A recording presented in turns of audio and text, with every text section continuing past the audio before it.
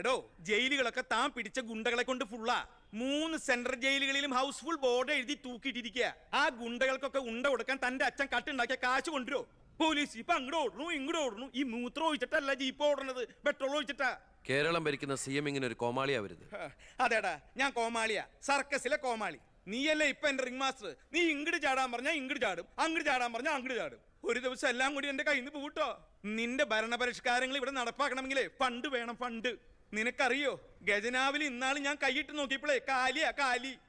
MLA മാർക്കും മന്ത്രിമാർക്കും അടുത്ത മാസം ശമ്പളം കൊടുക്കണമെങ്കിലേ ADB-ന്നോ വേൾഡ് ബാങ്കിന്നോ ലോൺ എടുക്കണം. അതറിയോ? ഇതാണോ പ്രശ്നം?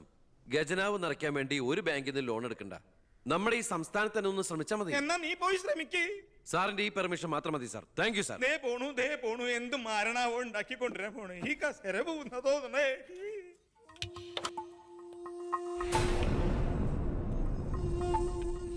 15 വർഷങ്ങൾക്ക് മുമ്പ് ഈ മന്ത്രി ദിവാകരന് ഇലക്ഷനിൽ മത്സരിക്കാൻ കെട്ടിവെക്കാനുള്ള പണം പോലും പാർട്ടിക്ക് സംഭാവന ചെയ്യുന്നു. പക്ഷെ ഇന്ന് അയാൾക്ക് കൊട്ടാര സദൃശമായ ബംഗ്ലാവുകളും മെട്രോ നഗരങ്ങളിലെ ഷോപ്പിംഗ് കോംപ്ലക്സുകളും അടക്കം കോടികളുടെ ആസ്തിയുണ്ട്. രാജൻ ജോസഫ് എന്ന പേരുള്ള ഒരാളുടെ 5 നക്ഷത്ര ഹോട്ടലുകളാണിതെല്ലാം, 9 എണ്ണം. ഇങ്ങനെ ഒരാൾ ഈ ഭൂമി മലയാളത്തിലില്ല എന്നുള്ളതാണ് സത്യം. ബിനാമി പേരിലും മറ്റ് അഡ്രസ്സുകളിലും നമ്മുടെ എക്സ് മിനിസ്റ്ററും മുൻ പാർട്ടി പ്രസിഡന്റും ഒക്കെ ആയിരുന്ന ഗോപാലകൃഷ്ണ പിള്ളയുടെ ഹോട്ടലുകളാണിതെല്ലാം. ഏകദേശം 100 കോടിയോളം ആസ്തി വരുന്ന ഈ വസ്തുക്കൾക്ക് ആളോ അവകാശങ്ങളോ ഇല്ലാത്തതിനാൽ നമുക്കിത് ഗവൺമെന്റിലേക്ക് കണ്ടുകെട്ടാം. ഒന്ന് നിർത്തണം. ലൈറ്റ് ഓൺ ചെയ്യ്. താൻ എന്തിനുള്ള പുറപ്പാടാ? സാർ, ഇതുപോലെ 100ഓളം പേരുടെ ബിനാമി ഇടപാടുകളും വൻ അഴിമതി കേസുകളും ഇവർ കണ്ടെത്തിയിട്ടുണ്ട്. അതിൽ 25ഓളം പേർ രാഷ്ട്രീയ പ്രമുഖരാണ്. മാധവൻ നമ്പ്യാർ മുതൽ എന്റെ അച്ഛന് പങ്കാളിത്തമുള്ള ചെറാക്കുളം ഫൈനാൻസേഴ്സിന്റെ ഉടമ പവിത്രം വരെയുണ്ട് സാർ ലിസ്റ്റിൽ. ഏകദേശം 1500 കോടിയിലേറെ നമുക്ക് ഖജനാവിൽ നിറക്കാൻ കഴിയും. അത്തരം പറയലടോ ആഭ്യന്തര മന്ത്രി. ഇവരെ ഒന്നും നമുക്ക് തൊടാൻ പറ്റില്ല. മന്ത്രിസഭ നിലനിർത്താനും MLA മാരെ ചാക്കിട്ട് പിടിക്കാനും തെരഞ്ഞെടുപ്പിന് കോടികൾ വാരി വിതറാൻ കഴിവുള്ള പൊളിറ്റിക്കൽ കിങ് മേക്കേഴ്സ് ആണ് ഇവരൊക്കെ. എന്തായാലും ഇവർക്കെതിരെ ആഞ്ഞടിക്കാൻ തന്നെയാണ് എന്റെ തീരുമാനം. ആഞ്ഞടിക്കാൻ നീ ആരാ? കൊടുങ്കാറ്റോ അതോ കത്രീനയാ? സാർ, ഞാൻ പറയുന്നത് എന്താന്ന് വെച്ചാല്, നീ എന്ത് പറഞ്ഞാലും അത് നടക്കില്ല. കോടതിയും നിയമവും മന്ത്രിസഭയും ഒക്കെ വിലക്ക് വാങ്ങാൻ ആസ്തിയുള്ളവരായിട്ട് ഒരു ഏറ്റുമുട്ടൽ ഞാൻ സമ്മതിക്കില്ല. വേണ്ട. സാറിനൊരു കാര്യം അറിയോ? നമ്മുടെ കേരളം ഭരിക്കുന്ന മുഖ്യമന്ത്രിക്ക് എത്ര കോടികളുടെ ആസ്തിയുണ്ടെന്ന്? തമിഴ്നാട്ടിലും കർണാടകത്തിലും ഒക്കെ ആയിട്ട് എത്ര ഏക്കർ ഭൂസ്വത്തുണ്ടെന്ന്? ഒരു ദരിദ്ര കുടുംബത്തിൽ ജനിച്ച് ഇപ്പൊ കോടീശ്വരനായി ജീവിക്കുന്ന ആ മുഖ്യന്റെ കഥ ഞാനൊന്ന് വിവരിക്കാം സാർ. Lights of. എന്ത് സാറിന് കാണണ്ടേ? നിർത്തടോ. കേരളം ഭരിക്കുന്ന ആ മുഖ്യമന്ത്രി ഞാനല്ലേ. ഞാനിപ്പോ എന്താ ചെയ്യണ്ടേ? അയ്യർ സാറേ, സാർ അതുകൊണ്ട് കൊണ്ടുപോവാ. അടുത്ത മാരണം. വിദേശ നിക്ഷേപങ്ങൾ വ്യവസായവൽക്കരണത്തിന് എങ്ങനെ പ്രയോജനപ്പെടുത്താമെന്ന് എന്റെ ചർച്ചയ്ക്കായി മലയാളി സംഘടനകളുടെ പ്രത്യക്ഷണം സ്വീകരിച്ച് സാറും സാറിന്റെ PAയും അമേരിക്കയിലേക്ക് പറക്കുന്നു. നിങ്ങൾക്ക് 2 പേർക്കുള്ള വിസയും ടിക്കറ്റും.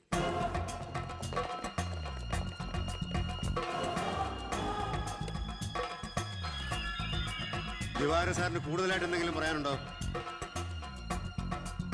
എല്ലാം നോട്ട് ചെയ്തോളൂ. കിഴപ്പള്ളി സാർ ഒന്ന് സൈൻ ചെയ്യണം. Pratap, take it sir.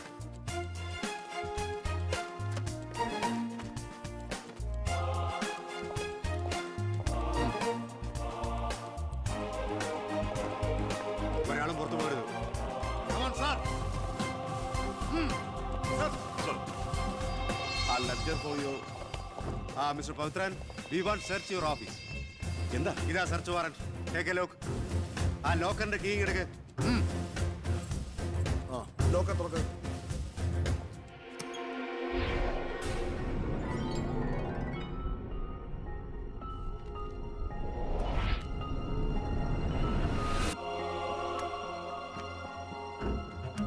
എന്തായി? അതിനകത്ത് കുറച്ചെങ്കിലും വെച്ചേക്കണേ. പാടൂ.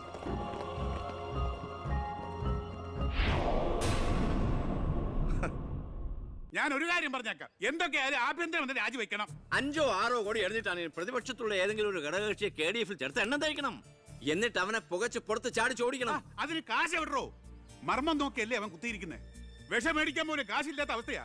എല്ലാം തൂത്തുവാരി ഖജനാവ് നിറച്ചിരിക്കല്ലേ അവൻ. എന്റെ 10 കോടി രൂപയല്ലേ പോയത്. ആ ഗോപാലകൃഷ്ണനായിട്ട് സ്വത്ത് മുഴുവൻ കണ്ടുകെട്ടി. ഒന്ന് പതുക്കെ പറയടോ. പുറത്ത് കേട്ടാല് പിടിച്ചകത്താക്കും. കള്ളപ്പണമാ. അവനെ അങ്ങ് തട്ടിക്കളഞ്ഞാ പോരെ. അതിന് പറ്റിയ വാടക ഗുണ്ടകൾ പോലും ഇന്ന് കേരളത്തിലില്ല.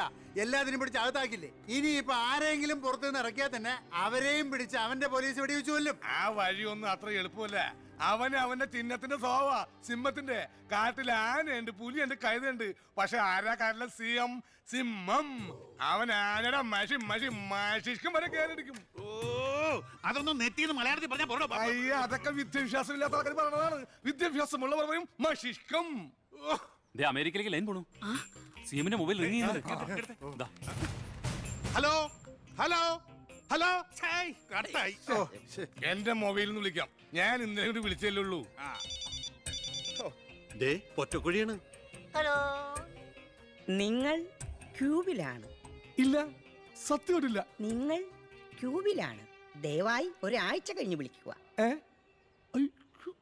ശരിയാ, ക്ഷമിക്കണം. കിട്ടിയോ? നമ്മൾ ക്യൂബിലാണ്, ഒരാഴ്ച കഴിഞ്ഞ് വിളിക്കാൻ. ചേടാ, നമ്മൾ ക്യൂവിലാന്ന് അമേരിക്കയിൽ എങ്ങനെയായിരുന്നു? ഏടോ, അമേരിക്ക വളരെ വലുതായി പോയില്ലേ? അവരെ മറ്റേ സുനാപ്പി വെച്ച് നോക്കിയാണ്. അവൻ രാഷ്ട്രീയ ആചാര്യന്മാരെ പോലും കളി പഠിപ്പിക്കുകയല്ലേ. അവനെതിരായി KDF-ന്റെ എല്ലാ MLA-മാരും തിരിഞ്ഞു കഴിഞ്ഞു. ഇക്കണക്കിന് പോയാൽ ഈ മന്ത്രിസഭ താഴെ വീഴും. പ്രതിപക്ഷം ഭരണപക്ഷത്തിന്റെ തകർച്ച കണ്ട് മിണ്ടാതിരിക്കോ? അവനെന്ന് പത്രക്കാരോട് പറഞ്ഞില്ലേ, അച്ഛൻ നിരപരാധിയാണെന്ന് കോടതിയിൽ തെളിഞ്ഞാൽ പാർട്ടി ആവശ്യപ്പെട്ടാൽ മന്ത്രിസ്ഥാനവും MLA സ്ഥാനവും രാജിവെച്ച് അച്ഛന് വീണ്ടും അവസരം നൽകുമെന്ന്. അതിൽ പിടിക്കണം. പാർട്ടി ആവശ്യപ്പെടണം, അവനെ കൊണ്ട് രാജിവെപ്പിക്കണം. അതിന് അച്ഛൻ ഈ കേസ് ജയിക്കണം. അച്ഛന്റെ പേരിലുള്ള മണിമലയാർ കേസ് തള്ളിപ്പോയതുപോലെ ഈ കൊലക്കേസും തള്ളിപ്പോകും. ഈ കേസ് ഞാൻ ജയിപ്പിക്കും. അച്ഛന് വേണ്ടി ഞാൻ എന്തും ചെയ്യും.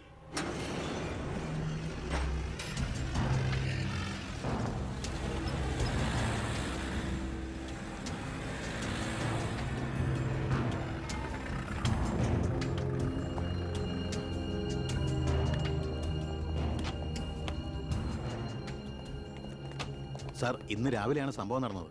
രാഷ്ട്രീയ വാക്കുതർക്കം മൂത്ത് സഹതടവുകാരൻ വെട്ടൂർ ശിവനെ കുത്തിക്കൊല്ലുകയായിരുന്നു സാർ. കൂർത്ത കമ്പി ഉപയോഗിച്ചാണ് പ്രതി കൃത്യം നടത്തിയത്. പ്രതിയെ കോടതിയിലേക്ക് കൊണ്ടുപോയിട്ടുണ്ട് സാർ.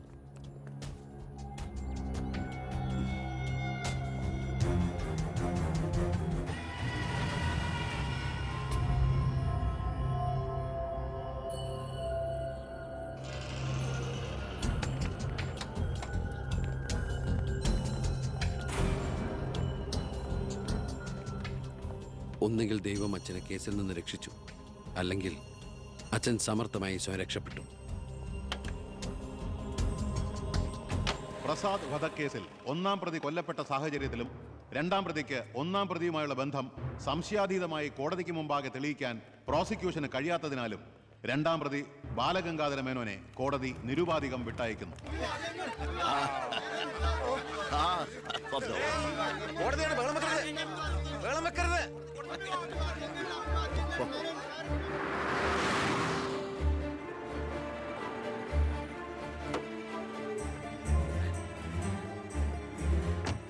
ലക്ഷ്മി, ലക്ഷ്മി, അറിഞ്ഞോ നീ? ഞാൻ കേസ് ജയിച്ചടി. ഞാൻ നിരപരാധിയാണെന്ന് കോടതിക്ക് ബോധ്യായി. പത്രക്കാരുടെയും TV-ക്കാരുടെയും മുമ്പിൽ വെച്ച് നിന്റെ പുന്നാരമോൻ വീരവാദം മുഴക്കിയതല്ലേ? ഞാൻ നിരപരാധിയാണെന്ന് തെളിഞ്ഞാൽ എനിക്ക് വേണ്ടി മന്ത്രിസ്ഥാനം രാജിവെച്ച് ഒഴിഞ്ഞോളാമെന്ന്. നീ ചെന്ന് പറയടി അവനോട് രാജിവെക്കാൻ. നിങ്ങൾക്ക് എന്താ ഭ്രാന്ത് പിടിച്ചോ? ഭ്രാന്തായിരുന്നടി, അധികാരം കയ്യില്ലാത്തന്റെ ഭ്രാന്ത്. എനിക്ക് അറിയാൻ പാടില്ലാണ്ട് ചോദിക്കുക. നിങ്ങൾക്ക് ഇതുവരെ മന്ത്രിയായി കൊതി തീർന്നില്ലേ? ഇല്ല, എന്റെ ഏറ്റവും വലിയ ലഹരിയാ അധികാരം, മന്ത്രിസ്ഥാനം. മനസ്സിലാവില്ല നിനക്കൊന്നും. എനിക്ക് മന്ത്രിയായിട്ട് തന്നെ ജീവിക്കണം. മന്ത്രി കസേരയിൽ ഇരുന്ന് തന്നെ മരിക്കണം. നിനക്കറിയോ, അധികാരം നഷ്ടപ്പെട്ടത് മുതൽ മനസമാധാനത്തോടെ ഞാൻ ഉറങ്ങിയിട്ടില്ല. വീണ്ടും മന്ത്രിയാകുക എന്നുള്ള എന്റെ ഒരു വാശിയടി. നീ അവനോട് വാക്കുപാലിക്കാൻ പറയടി. ഇതൊക്കെ നേരിട്ട് ചെന്ന് പറഞ്ഞാ മതി. എന്താ നിനക്ക് പറഞ്ഞ? എന്നെ കൊണ്ട് പറ്റില്ല, അത്ര തന്നെ. ഓ, മന്ത്രിസ്ഥാനം പോയതോടെ നിനക്ക് പിന്നെ വേണ്ടതായില്ലേ?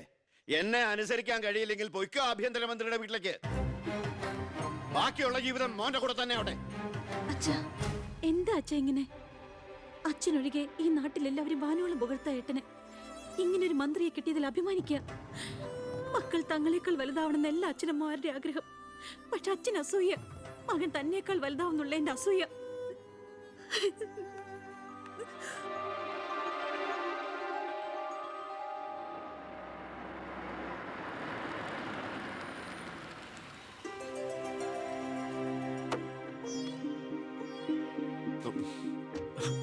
അമ്മേ, ശാരി, ഇത് ആരാ വന്നിരിക്കുന്നത് നോക്കിയേ. വാമേ. അമ്മേ, നീ പോയൊരു ചായ ഉണ്ടാക്കി കൊണ്ടുവാ. നിന്റെ കൈപ്പുണ്യം അമ്മ അറിയട്ടെ. വാമേ. അമ്മയ്ക്ക് ഇങ്ങോട്ട് വരാൻ അച്ഛൻ പെർമിഷൻ തന്ന നിലയ്ക്ക് അമ്മയുടെ ഈ വരവിന് എന്തോ ഒരു ലക്ഷ്യമുണ്ടല്ലോ. എന്താ എന്താ അമ്മയുടെ മുഖത്തിനൊരു വാട്ടം? ഇത് സന്തോഷിക്കേണ്ട സമയമല്ലേ? അച്ഛനാണെങ്കിൽ കേസെല്ലാം ജയിച്ചു, മകനാണെങ്കിൽ ഹോം മിനിസ്റ്റർ. ഞാൻ മാറി താമസിക്കുന്നു എന്നതൊഴിച്ചാൽ വേറൊരു പ്രശ്നവും ഞാൻ അമ്മയെ കാണുന്നില്ല. പറയമ്മേ, എന്താ പ്രശ്നം? എന്തിനാടാ നിനക്ക് ഈ മന്ത്രിസ്ഥാനം? നീ രാജിവെക്കണം. അപ്പോ അച്ഛൻ ഇതിനാണ് അമ്മ ഇങ്ങോട്ട് അയച്ചത്? നിന്നോട് യാചിക്കാൻ വേണ്ടിയാണ് ഞാൻ വന്നത്. അമ്മ എന്ത് പറഞ്ഞാലും ഞാൻ ഇതുവരെ അനുസരിച്ചിട്ടേ ഉള്ളൂ. പക്ഷേ ഈ കാര്യത്തിൽ അമ്മേനോട് ക്ഷമിക്കണം. ഇപ്പൊ ഞാൻ അമ്മയെ അനുസരിച്ച അത് എന്നെ ജയിപ്പിച്ചു വിട്ട ജനങ്ങളോട് ഞാൻ ചെയ്യുന്ന വഞ്ചനയായിരിക്കും. അത് തന്നെയല്ല, തുടങ്ങി വെച്ച ഒരുപാട് കാര്യങ്ങൾ എനിക്ക് പൂർത്തീകരിക്കാനുണ്ട്. അതുകൊണ്ട് തൽക്കാലം എനിക്ക് രാജിവെക്കാൻ നിർവാഹമില്ലെന്ന് അമ്മ ചെന്ന് അച്ഛനെ പറഞ്ഞ് മനസ്സിലാക്കണം. കുടുംബ ബന്ധങ്ങൾ മറന്ന് നീ മന്ത്രിയായിട്ടിരുന്ന നാട് നന്നാക്ക്. അച്ഛനും അമ്മയും നിനക്ക് വേണ്ടല്ലോ. അമ്മേ, ഞാൻ പറയുന്നത് നീ എന്നോട് മിണ്ടണ്ട.